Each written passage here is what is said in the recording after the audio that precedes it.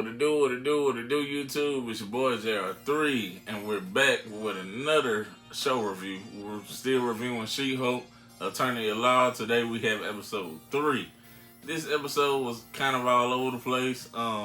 It combined like 3 different stories into one. You know, you had story A and story B. You combine it to get story C at the end. And so basically, you know, it starts off from what we started off last week. You know, with Jen just discovering Abomination, Emil Blonsky, you know, that he's been being snuck out of his prison to go fight in some underground club. So she basically goes down to the prison to confront him. And he basically says, you know, that I'm not breaking out. Like, someone is breaking me out, but then they return me to my cell. And he's about to get the name, but they cut to the next scene, which is basically Jen's paralegal at the office. She's on the phone with Jen, and they're discussing, you know, Wong, because as we all know, Wong is the one who broke him out. But they're discussing that, you know, how to get in contact with him, how to get him to testify. That way, they're able to get Emil Blonsky out of prison, you know, since he's no longer Abomination. But I don't know what kind of car Jen is driving, but she breaks the fourth wall in that next scene. And I don't know if she got one of them Teslas, if she, you know, she's self-driving or what, but she basically breaks the fourth wall. You know, she tells us, I know everybody is excited to see Wong. You know, I know y'all excited about these cameos we be having, but we're not going to have cameos every week. Y'all remember whose show this is. And she basically lists off every cameo we done had so far. And, like, you know, we're just gonna have more cameos. But she was like, just remember who show this is. And so basically, you know, that's the opening She-Hulk title.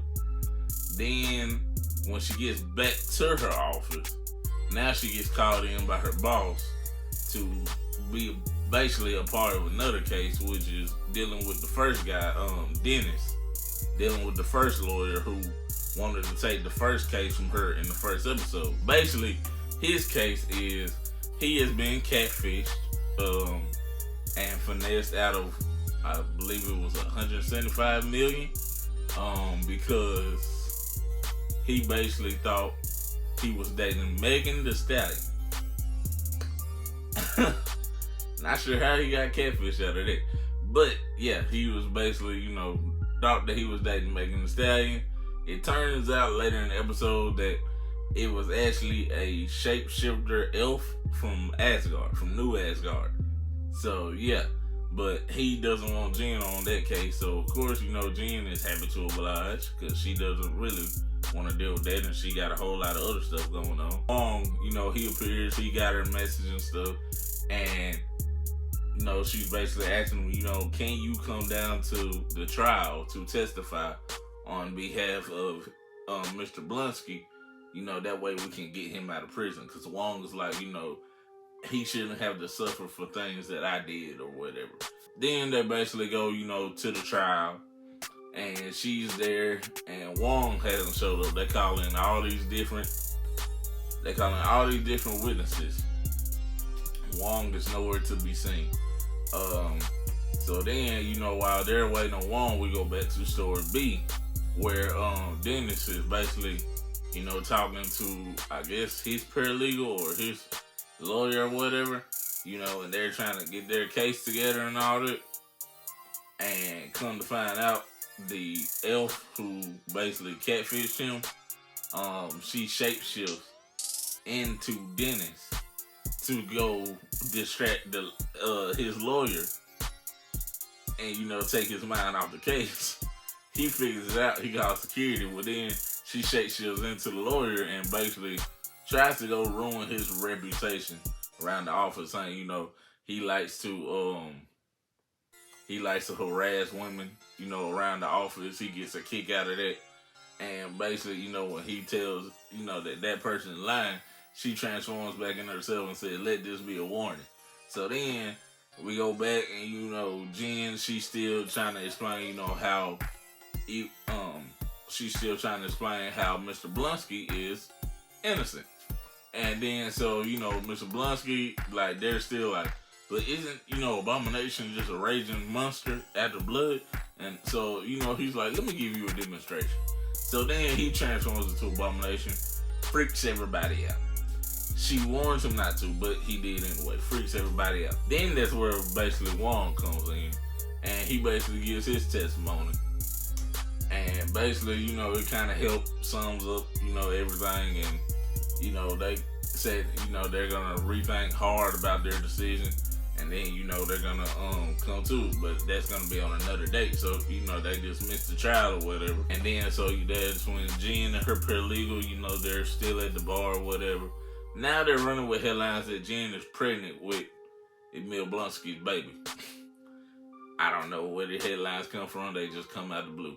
But, yeah. So they're running with that headline now. But, you know, of course, Jen, she's like, wait, what?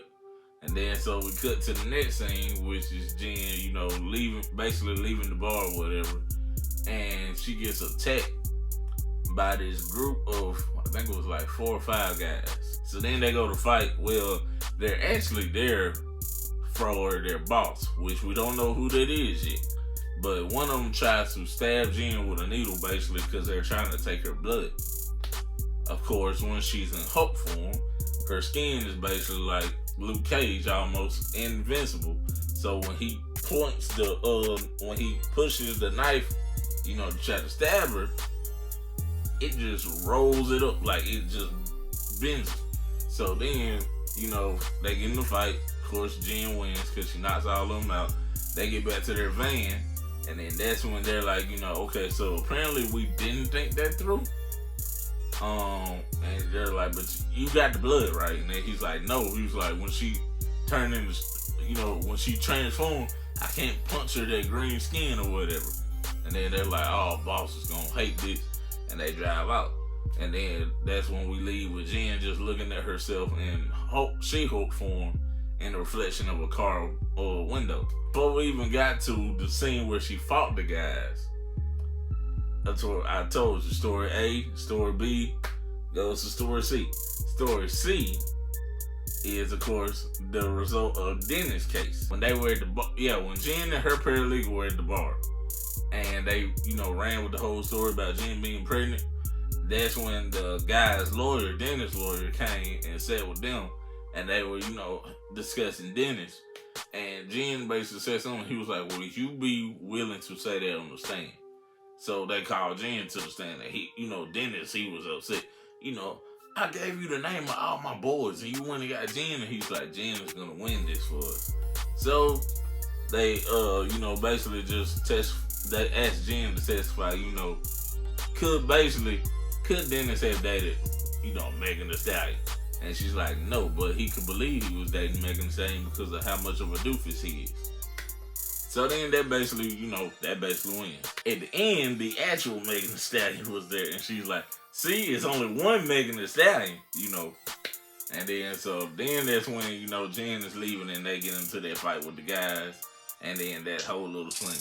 And then the end credit was basically Jen back at her office, and Megan Thee Stallion is there. They were signing some contract work. I guess, you know, they were, I guess Megan is giving her, like, lessons on how to twerk, because after they signed the contract, they just started playing music, and it's basically nothing but a twerk off.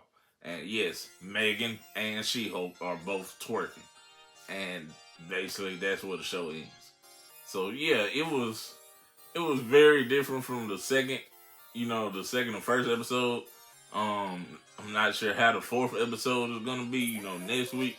But yeah, this was a very different episode. I don't feel like it was as fast paced as the others, but it was kind of all over the place, man. And I just guess that's because, you know, they were doing so many different storylines and then combining them into one. I still enjoyed it. You know, it was a little fun to look at, you know, and so I'm really wondering how, you know, Abomination, because basically, you know, I believe, you know, they're getting him out of there to basically go have him be with the Thunderbolts. That's supposed to be happening. But yeah, that was my review for the show. You know, if you enjoyed it, be sure to like, comment, share, subscribe. Until next time, it's your boy JR3, and I'll holla at you.